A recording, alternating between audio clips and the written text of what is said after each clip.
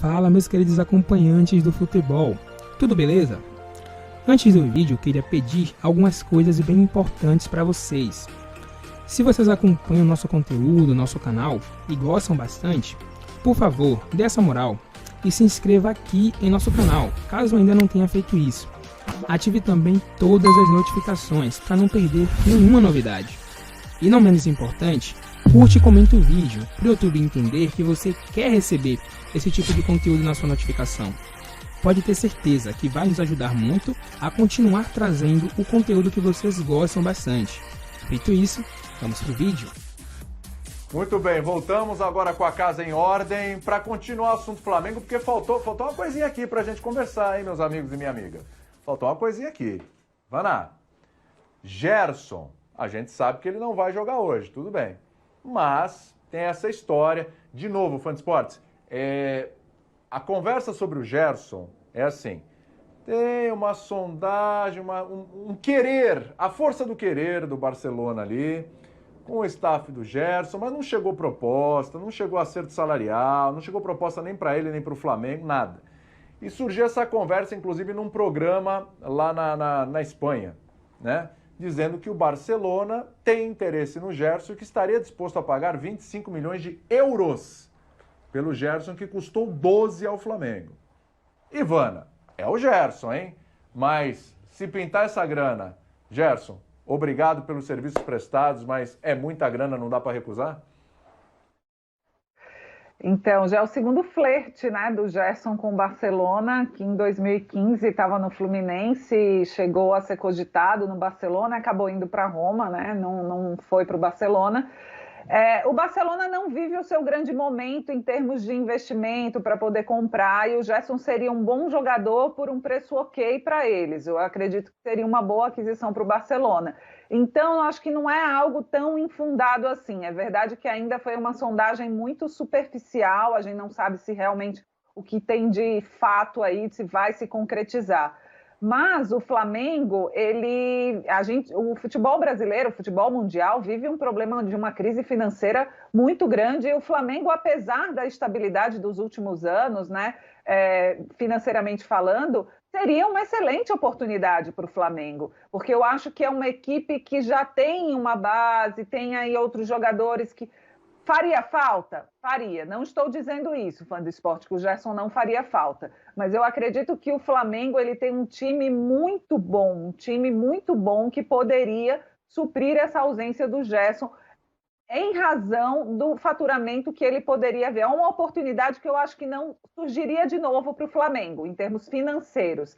Teria um prejuízo de futebol esportivo, mas eu acredito que o ganho financeiro compensaria essa venda do Gerson. É a minha opinião. Eu acho que o torcedor pensa mais no campo do que na questão financeira, mas eu acho que, sem piscar, o Flamengo deveria vender o Gerson se realmente essa negociação fosse adiante nesses termos.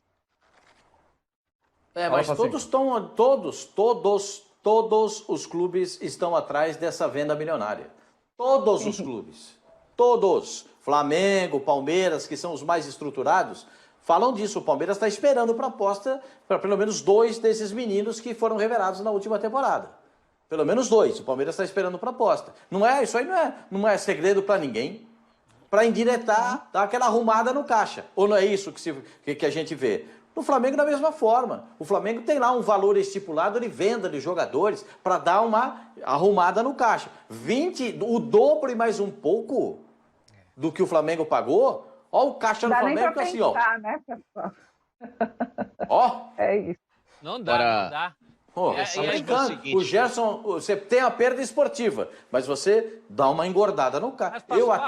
Difícil você achar um jogador como o Gerson, mas puxa vida, é o dinheiro que o Flamengo sonha. Perda esportiva daqui pra frente, né, Pascoal? Porque esse rapaz estará indo embora com 16 derrotas e 7 títulos. Quer dizer, ele pagou metade das derrotas em títulos. Então, claro, você concordo, a perda esportiva daqui para frente. Se você quiser repor um Gerson à altura, você vai gastar o mesmo dinheiro que está ganhando com ele. Mas pensa no que o Flamengo já teve de vantagem esportiva com um jogador que estaria indo embora pelo dobro do que chegou. Com a condição do Flamengo se recompor, o Flamengo hoje é um time que vive sem o Gerson. Claro, faz falta, claro que faz falta, mas dá para viver sem o Gerson. Então tem todos esses fatores. O Thiago Maia recuperado dá. Tem um que é o principal. E tem um que é o principal. Embora o Barcelona não seja aquele Barcelona milionário de outros tempos, tá? A Covid pegou todo mundo e a má administração do Barcelona dos últimos tempos também. A hora que um clube europeu quer um jogador, é uma questão de tempo. A gente sabe disso. Não existe esse negócio de segurar jogador. Você segura por algum tempo, se faz um plano como se fez para o Neymar, mas assim, a médio prazo, acho que é bom se acostumar com a ideia. Sim, sim. Gente, seguindo com o próximo assunto, espremeu aqui o horário do programa por causa das questões técnicas aqui, mas vamos lá, seguimos juntos. Não tem mais intervalo, então já fizemos o último. Então... City, mas e aí... é figurinha constante nas convocações do Tite. Mas aí o Guardiola não está contando mentira nenhuma pra gente, ele realmente roda elenco. Né? O Rogério não, ele muda por necessidade. O Rogério tem 11 e vai usar o 12, 13, 14 por circunstância. Ó, e hoje o Gabriel Jesus já não enfrentou o Tottenham, foi banco contra o Tottenham na final da Liga Inglesa. Não jogou... Mas ele tá jogando sem centroavante. Eu sei. Tá jogando com o Foden se movimentando ali. Não vai jogar nem ele nem o Agüero. Então, mas isso que eu tô dizendo, ele não é o titular do City, é jogador hoje da seleção brasileira. O Pedrinho levantou a mão e já passa a bola para Ana Thaís Matos sobre a nossa eterna discussão. Pedro no Flamengo. O Lino já cravou aqui, ó. Pedro é banco, o Lino cravou. Não, eu vou entrar na questão do Pedro, mas eu só tenho um pensamento um pouco diferente do Lino com relação ao Arão. Eu não acho ele o zagueiro mais rápido quando ele joga nessa função. Eu acho que o Bruno Viana é mais rápido do que ele. E quando ele teve exposto, que foi naquele jogo, que a gente tem que botar todo o contexto em consideração, né? Temperatura, enfim, que foi contra o Palmeiras, que o Rafael Veiga fez aquele gol. Foi o único momento que eu acho que eu vi o Arão exposto.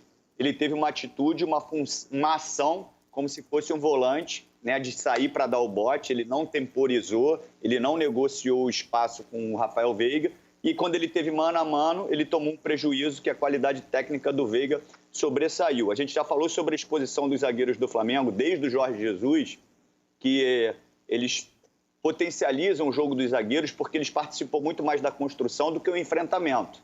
Então a gente vê poucas deficiências quem joga ali atrás, porque a bola é roubada sempre na frente. E todos os momentos que os caras foram expostos a um confronto, eles tiveram dificuldade. Com relação ao Pedro, dependendo do modelo de jogo, dá para jogar os dois. O problema é que está todo mundo bem, tirando, acho que o Everton Ribeiro, que não vive o seu melhor momento. Então, para você desencaixar ali, tirar alguém e botar o Pedro, acho que fica difícil. Mas, por exemplo, o São Paulo tem jogado até com Pablo e Luciano, porque ele faz um jogo de posição e é até mais fácil para você isso alcançar a profundidade, que é um dos princípios do jogo de posição. É difícil para o treinador. Eu acho que o treinador, às vezes, fala algumas coisas assim, eu gosto de ter esse problema. Não gosta não, meu amigo, porque o cara começa a te dar uma resposta dentro do campo e ele não joga. Se ele não for um cara muito íntegro assim, ele começa a ficar bicudo e isso é ruim. Eu acho que o Gabigol também deve falar assim, pô, eu não jogo, esse cara vai lá e faz gol adoidado. Aí começa a querer jogar e não ficar de fora. É bom, óbvio que é bom, mas é difícil. Não é fácil você controlar um nível tão alto assim de jogadores, né, e ter que, de repente, tirar um ou outro, sendo que eles estão lá em cima. Mas eu acho que o Gabigol, ele não tem a técnica refinada do Pedro, mas ele te entrega mais para os princípios do jogo do Rogério, que é de movimentação, aproximação, pressão pós-perda. Eu acho que ele entrega um pouquinho mais. E olha que o Pedro entrega pra caramba, porque quando entra é impressionante o que ele faz. Ana Thaís Matos, se eu sou o Pedro, eu acho que a discussão que o Lino levantou, ela faz sentido sobre a escolha de carreira. Claro. Mas se eu sou o Flamengo, eu não abro mão, mas de jeito nenhum, desse jogador que seria titular em qualquer clube aqui do nosso continente. Curioso que o Rogério viveu isso como jogador. Eu era setorista do São Paulo na época. Tinham 3 atacantes no São Paulo: Dagoberto, Borges e Washington. Um entrava, fazia gol, aí o Muricy era cobrado porque tinha que ser titular. Aí começava como titular, ia mal, aí começava o outro, entrava, fazia gol. Então ele viveu isso, uma administração do Muricy ali, né, de quem que tinha que ser o titular no ataque do São Paulo, e o Rogério acompanhou muito isso ali, né, como foi que o Muricy conseguiu administrar àquela situação daquele São Paulo de 2009, depois do tricampeonato. Agora, eu acho que quando a gente fala do Pedro, e eu fui, né, durante um bom tempo, defensora dele como titular no time do Flamengo, mas nos últimos jogos eu comecei a perceber uma coisa. Primeiro, o Rogério, ele é muito fiel / refém do que ele acredita como time, né? Ele tem ali aquela estrutura que dá respostas para ele e ele ainda não conseguiu, por falta de tempo, variar essa estrutura sem precisar mudar muitas peças. Poucos jogadores dão essa dinâmica para ele. A própria movimentação do Everton Ribeiro, a movimentação do Bruno Henrique, às vezes ele muda os dois ali mesmo no campo e ele não precisa fazer alteração. Ele é muito refém do que é esse time. A única preocupação que a gente tem, né, que eu falo desse time, é quando ele precisar variar para se adaptar à dificuldade do adversário. Que é aí que eu acho que ele entra a situação envolvendo o Pedro. O Pedro é um jogador clássico, ele joga, ele vem de fora da área, ele faz o pivô, ele dá o espaço para quem... Ele faz o corredor para quem entra do lado dele, muitas vezes o Gabriel, né, tem que jogar fora da área. Mas eu também acho que ele é um pouco mais lento de um ataque muito combativo, que é o ponto forte desse Flamengo, né? Então eu entendo o Rogério, embora eu gostaria muito que o Pedro fosse titular, talvez no lugar do Bruno Henrique, mudando o posicionamento do Gabriel. Só que eu entendo que o Bruno Henrique e o Gabriel, eles dão uma intensidade para o ataque do Flamengo que com o Pedro hoje o Rogério não consegue.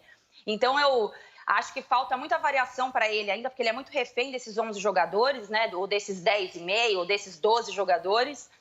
Mas eu não sei se hoje o Pedro consegue entregar a intensidade que o ataque do Flamengo entrega, pensando em Libertadores, tá? Porque eu acho que esse negócio de 11 titulares é uma coisa que vai acabar aqui no futebol brasileiro. A gente é muito refém de decorar 11 jogadores. E aí os treinadores ficam com medo de adaptar o time deles para enfrentar o adversário e aí eles não testam outras formas de jogar. Eu acho que esse é um ponto aí que a gente tem que trabalhar quando pensa nesse time do Flamengo, porque nem todo mundo vai aguentar a batida ali, os 11 jogadores, o ano inteiro, né?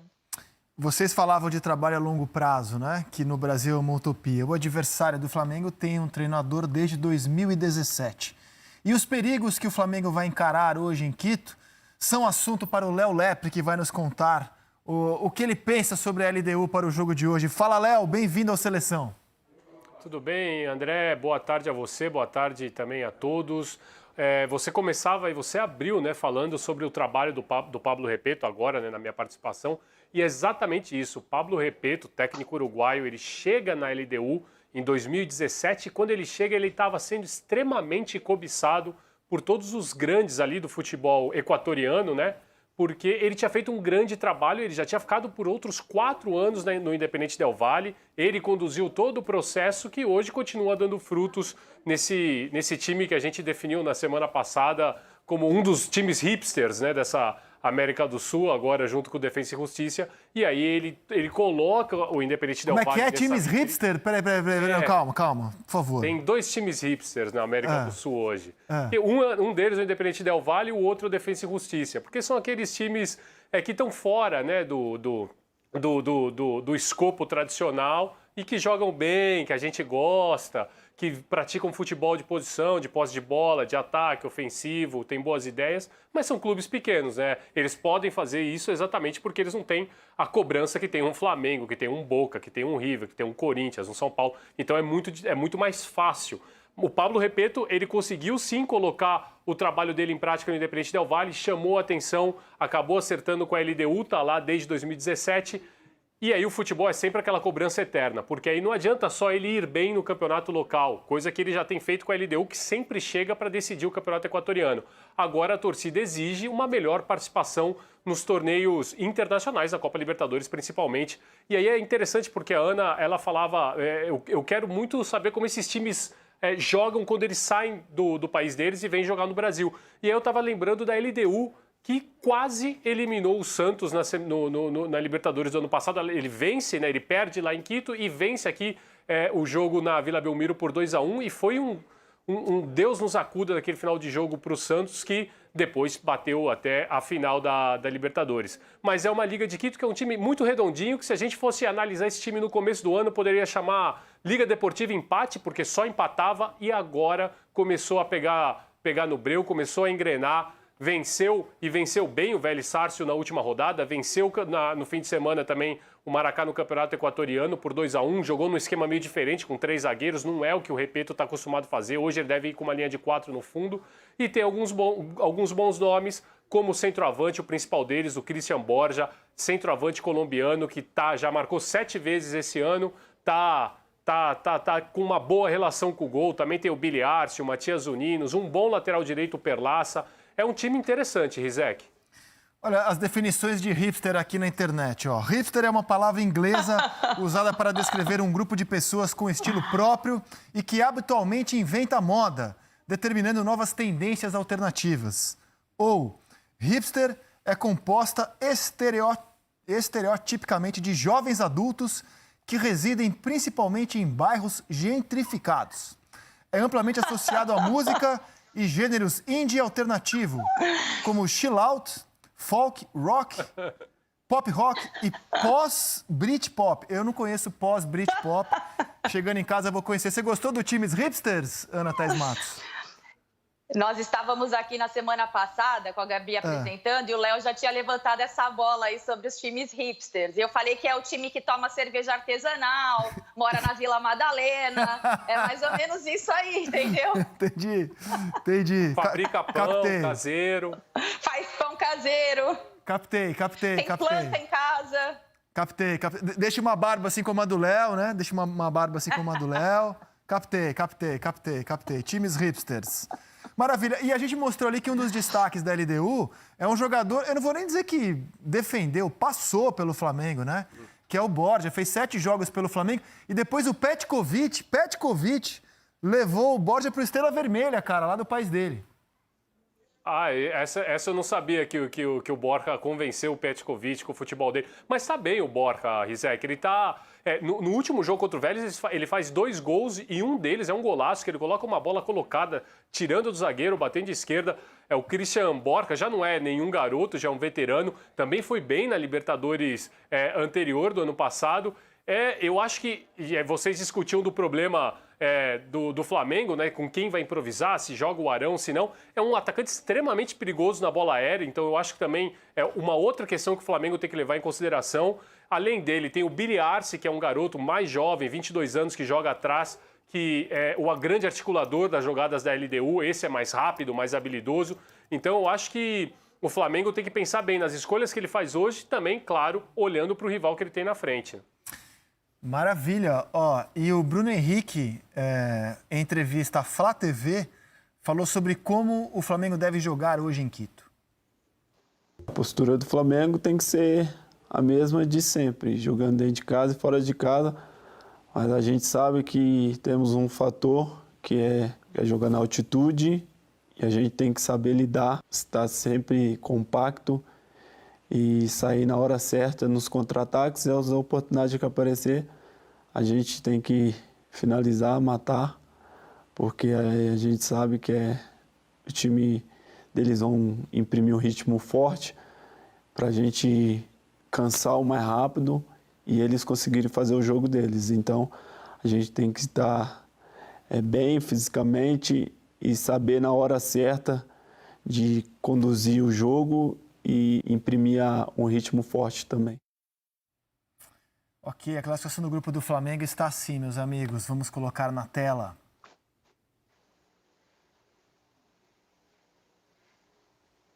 Flamengo com 6 pontos, LDU com 4, União La Calera com 1, Vélez nenhum pontinho. Não é exagero dizer que o empate é bom resultado hoje para o Flamengo, né? Vamos combinar. Ana Thaís Matos, mais sobre os hipsters, na internet. Como identificar um hipster? Tem um estilo vintage. Gosta de bandas que ninguém conhece. Exatamente. Óculos estilosos. É o diferentão, né, André? É o diferentão. Óculos estilosos. Fast food ou junk food, nem pensar. Troca carro pela bicicleta e ter uma Polaroid. São 6 pontos para identificar. Eu tenho uma Polaroid. Eu também tenho uma Polaroid e troco o carro pela bicicleta, mas a gente só tem 2 dos 6 itens. Não estamos identificados como hipster aqui na internet. É o André Rizek antes dos gêmeos. Mas e quem faz pão em casa? Aí eu faço também. Então já tem um terceiro ponto aí. E foi isso, meus queridos amigos. Se você gostou deste vídeo, deixa o like, comenta, se inscreve e ative as notificações. E nos vemos no próximo vídeo.